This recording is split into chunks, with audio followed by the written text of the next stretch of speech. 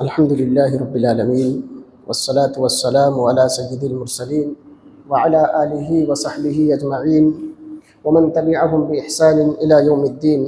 أما بعد، أعوذ بالله من الشيطان الرجيم. بسم الله الرحمن الرحيم. لقد كان لكم في رسول الله أسوة حسنة لمن كان يرجو الله واليوم الآخر وذكر الله كثيرا.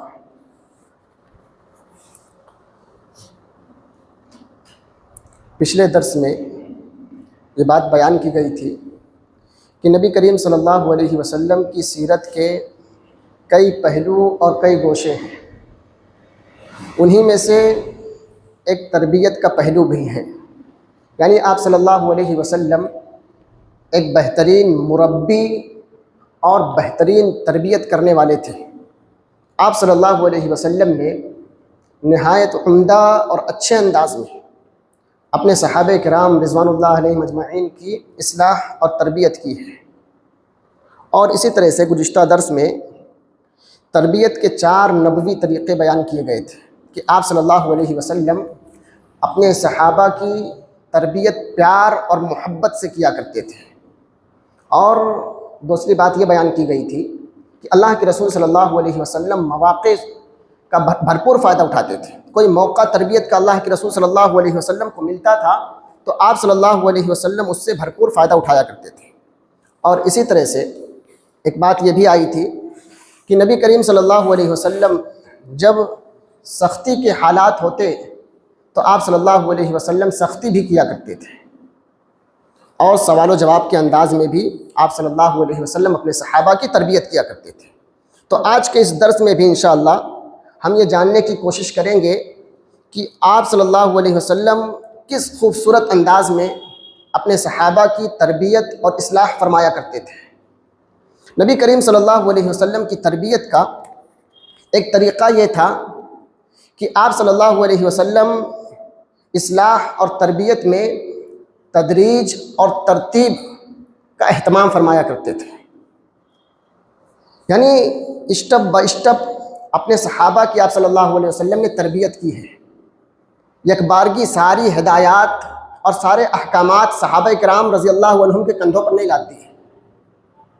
اور اسی طرح سے اللہ رب العالمین نے بھی قرآن حکیم کو ایک ساتھ نہیں نازل کیا بلکہ ضرورت کے مطابق اللہ رب العالمین اس کو دھیرے دھیرے جستہ جستہ نازل کرتا رہا.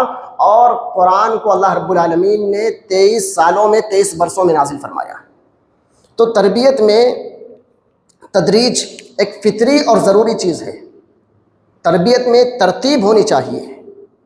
تو ایک مربی کو، ایک تربیت کرنے والے کو ترتیب کا خیال رکھنا چاہیے. جو اس کے زیر تربیت ہوں ان کی جب اصلاح کرنی ہو، ان کی تربیت کرنی ہو تو اس میں ترتیب کا لحاظ ہونا چاہیے، ترتیب کا اور تدریج کا خیال ہونا چاہیے. اور نبی کریم صلی اللہ علیہ وسلم نے جب حضرت معاذ بن جبل رضی اللہ تعالی عنہ کو یمن کی جانب روانہ کیا تو اصلاح و تربیت میں اللہ کے رسول صلی اللہ علیہ وسلم نے انہیں ترتیب کا حکم دیا، تدریج کا حکم دیا.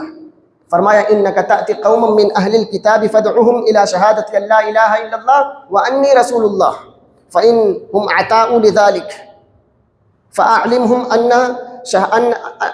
ان اللہ افترض 5 صلوات فی کل یوم و لیلہ. اللہ کے رسول صلی اللہ علیہ وسلم نے فرمایا کہ اے معاذ، تم ایسی قوم کے پاس جا رہے ہو، ایسے لوگوں کے پاس جا رہے ہو جو اہل کتاب ہیں. تم سب سے پہلے انہیں توحید اور رسالت کی دعوت دینا.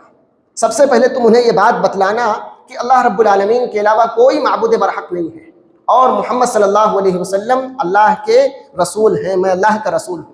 جب وہ اس بات کو تسلیم کر لیں، اس بات کو مان لیں، پھر تم انہیں یہ بات بتلانا کہ اللہ رب العالمین نے تم پر دن اور رات میں 5 وقت کی نمازیں فرض کی ہیں.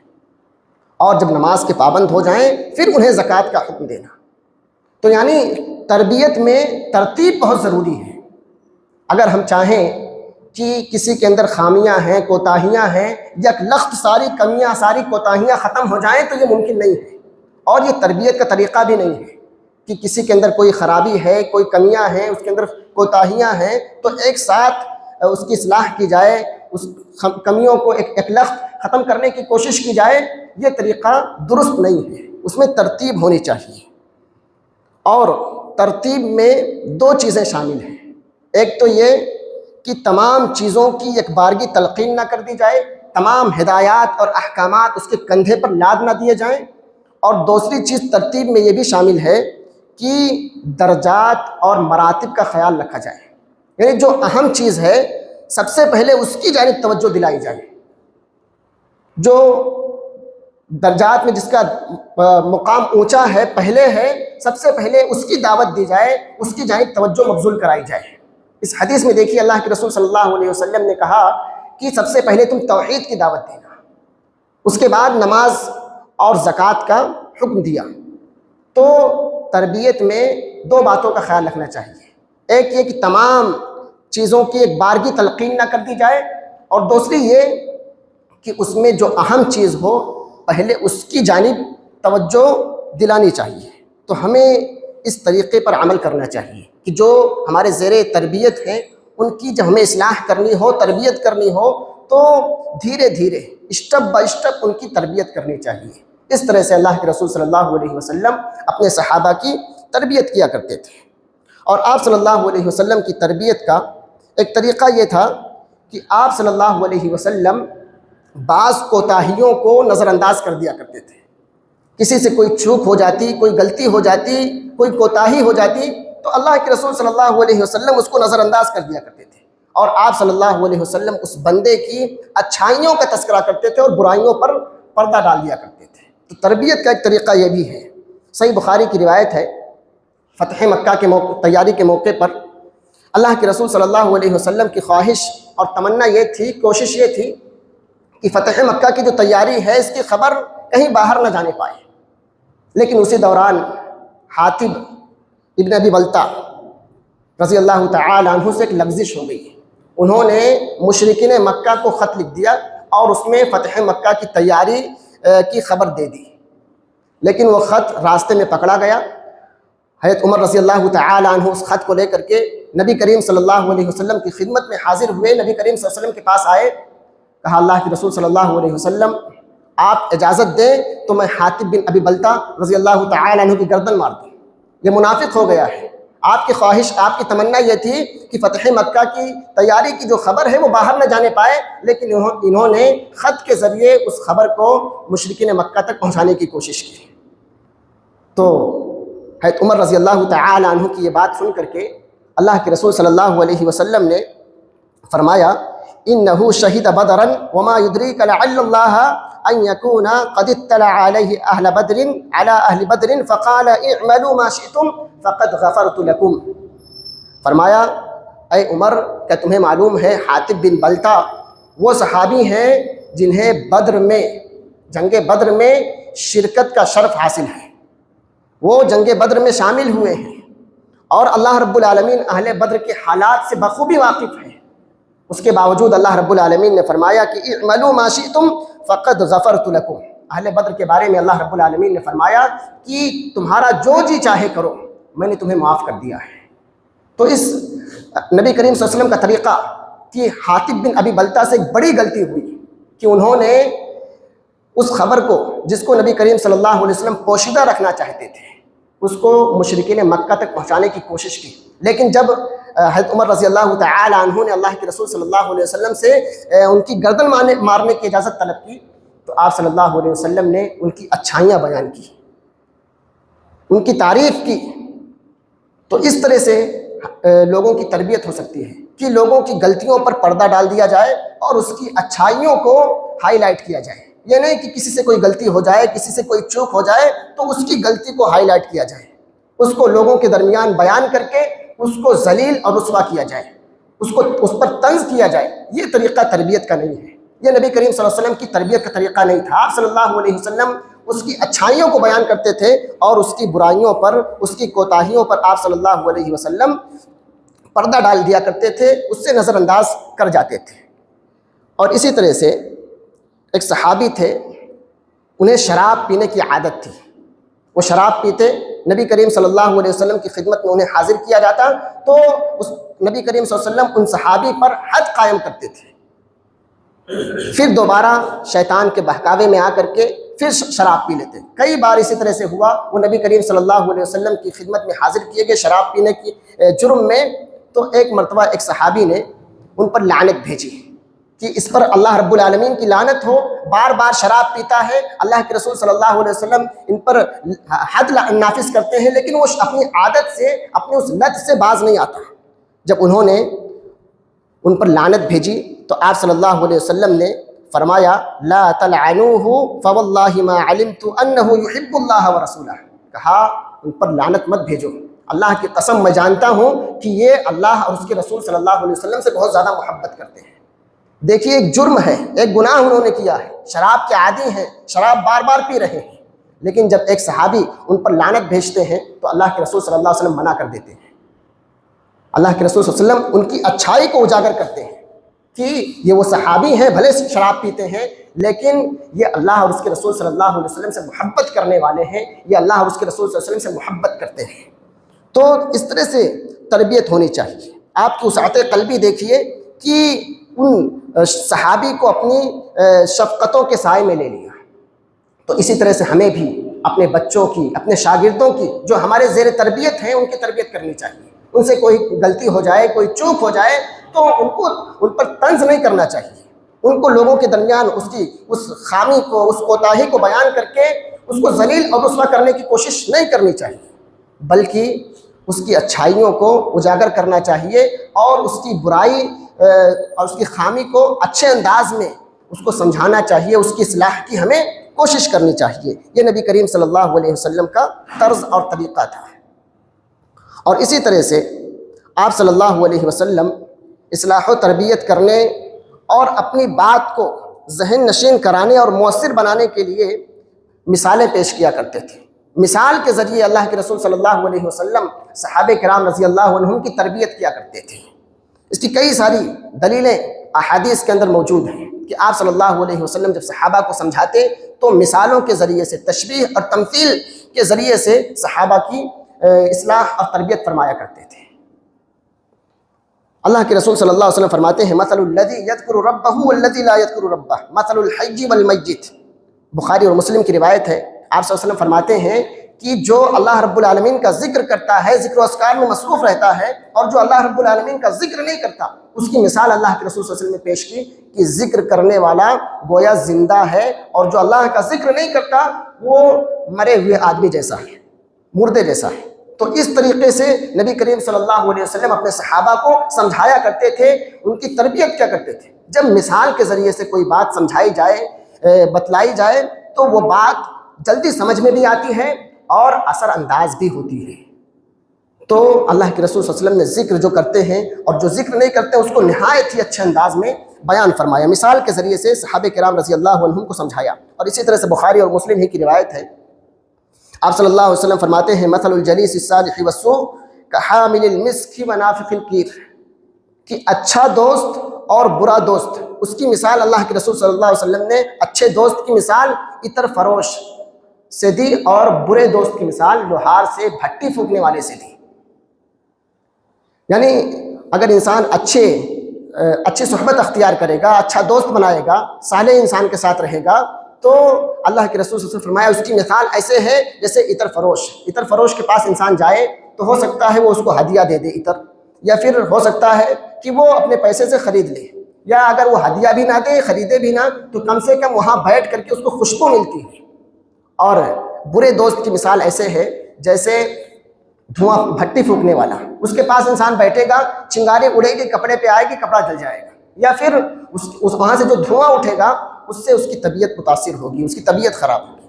تو نبی کریم صلی اللہ علیہ وسلم نے اچھی صحبت اختیار کرنے کے لیے مثال کے ذریعے سمجھایا کہ تم اچھی صحبت اختیار کرو گے تو اس کی مثال عطر فروش کی ہے، اور بری صحبت اختیار کرو گے تو اس کی مثال بھٹی پھونکنے والے کی جیسی ہے، لوہار جیسی ہے.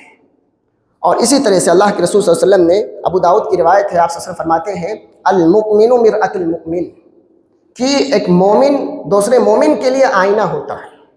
یعنی جب اس کے اندر کوئی کمی، کوئی کوتاہی دیکھتا ہے تو اس کو پیار سے، محبت سے اس کی اصلاح کی کوشش کرتا ہے. اور اس کا ایک مطلب، ایک معنی یہ ہے کہ ایک مومن اگر غمگین ہوتا ہے، پریشان حال ہوتا ہے، تو اس کو کوئی تکلیف لاحق ہوتی ہے تو دوسرے مومن دوسرا مومن بھی اس تکلیف کو محسوس کرتا ہے۔ کسی مومن کے چہرے پر خوشی دیکھتا ہے تو دوسرا مومن بھی خوش ہو جاتا ہے، کسی دوسرے مومن کو غمگین دیکھتا ہے تو وہ بھی غمگین ہو جاتا ہے، غم کے آثار اس کے چہرے پر بھی نمایاں اور ظاہر ہو جاتے ہیں۔ تو ایک طریقہ نبی کریم صلی اللہ علیہ وسلم کی تربیت کا یہ تھا کہ آپ صلی اللہ علیہ وسلم مثالوں کے ذریعے سے اپنے صحابہ کی اصلاح اور تربیت فرمایا کرتے تھے، اور آپ صلی اللہ علیہ وسلم صرف زبان سے اصلاح اور تربیت نہیں کیا کرتے تھے، بلکہ عملی طور پر اس کو کر کے بھی دکھاتے تھے۔ صرف یہ نہیں تھا کہ اللہ کے رسول صلی اللہ علیہ وسلم اپنے صحابہ کو کسی چیز کے کرنے کا حکم دے دیتے تھے، بلکہ خود اللہ کے رسول صلی اللہ علیہ وسلم جس چیز کا حکم دیتے تھے اس کو خود کرتے تھے، بلکہ اس میں اللہ کے رسول صلی اللہ علیہ وسلم پیش آگے رہا کرتے تھے۔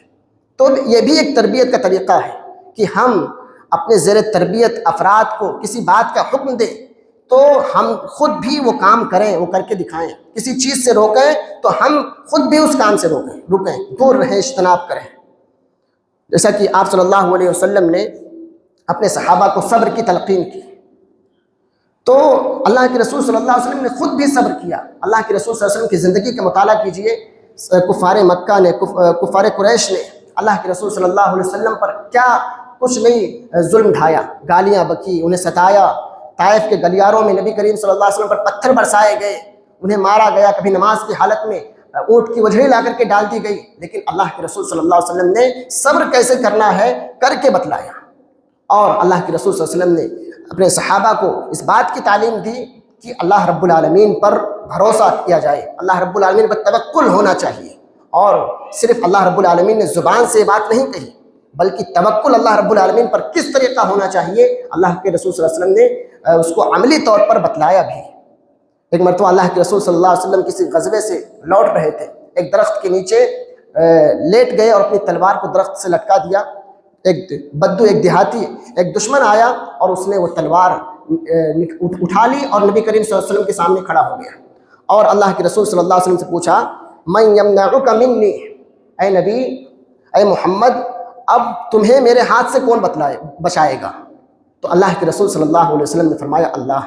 یعنی توکل اللہ رب العالمین پہ کیسا ہونا چاہیے، اللہ رب العالمین بھروسہ کیسا ہونا چاہیے، یہ اللہ کے رسول صلی اللہ علیہ وسلم نے عملی طور پر بتلایا۔